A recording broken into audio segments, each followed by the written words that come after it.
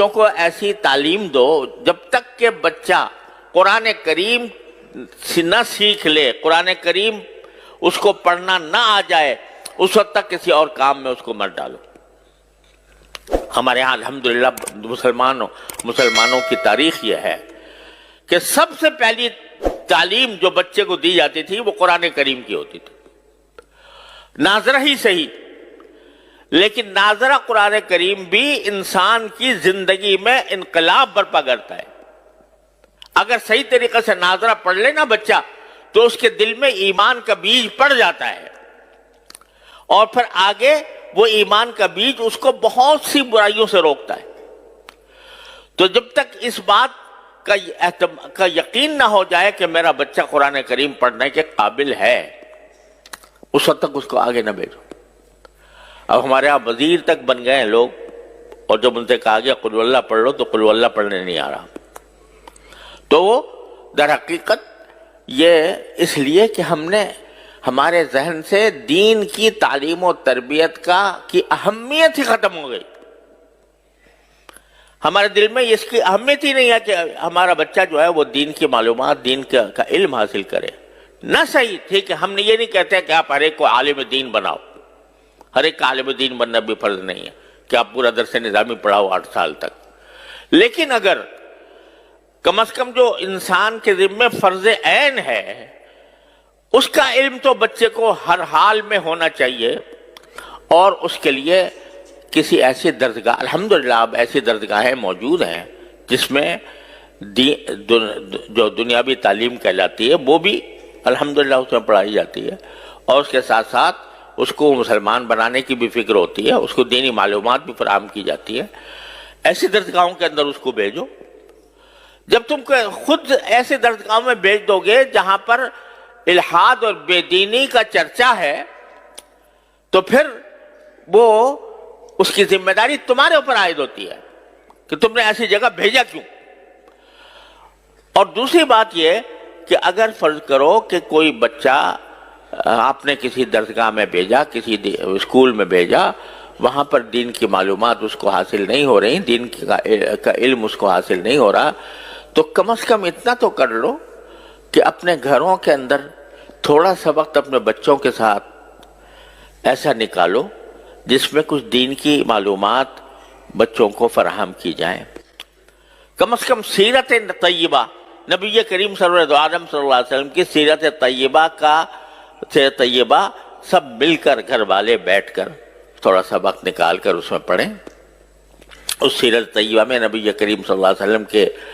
حالات زندگی بھی ہیں، اس میں نبی کریم صلی اللہ علیہ وسلم کے اخلاق بھی ہیں، آپ کی معاشرت بھی ہے، آپ کے سکھائے ہوئے آداب بھی ہیں، وہ سارے کے سارے اکٹھے بیٹھ کر پڑھیں۔ اس میں کیا مشکل کام ہے؟ رات کو تھوڑا سا وقت سونے سے پہلے اپنے سارے بچوں کو جمع کر کے اور اس میں خود نبی کریم صلی اللہ علیہ وسلم کی سیرت طیبہ کی کوئی کتاب پڑھ لو سب بیٹھ کے، اور اس کے اندر نبی کریم صلی اللہ علیہ وسلم کی سنتیں بھی اس میں بیان ہوں گی۔ ایک کتاب ہے اسوہ رسول اکرم صلی اللہ علیہ وسلم، میرے شیخ حضرت عارفی قدس اللہ تعالیٰ سرہ کی کتاب ہے، وہ سامنے رکھ لو، اس کو تھوڑا تھوڑا کر کے پڑھو اور سب اس کو سنیں، اس کو سمجھے، تو کم از کم گھر کے ماحول کے اندر ایک ایسا مدرسہ قائم ہو جائے گا، اور یہ اصل مدرسہ ہے۔ نبی کریم صلی اللہ علیہ وسلم کے عہد مبارک میں کوئی باقاعدہ مدرسہ نہیں ہوتا تھا، صفہ تھا جس میں صحابہ کرام مختلف علاقوں سے آ کے تھوڑے سے پڑھ گئے تھے، وہ انہوں نے تو اپنے آپ کو خاص کر لیا تھا اس کے لیے، لیکن ہر صحابی کا اپنا گھر خود مدرسہ تھا دین کا۔ ہر صحابی کے گھر میں تذکرے نبی کریم صلی اللہ علیہ وسلم کی سنت کے ہوتے تھے، آپ کی سیرت کے ہوتے تھے، اس کے نتیجے میں جو اولاد پیدا ہو رہی تھی وہ اولاد بھی سیرت اور سنت کے سانچے میں ڈلی ہوئی تھی۔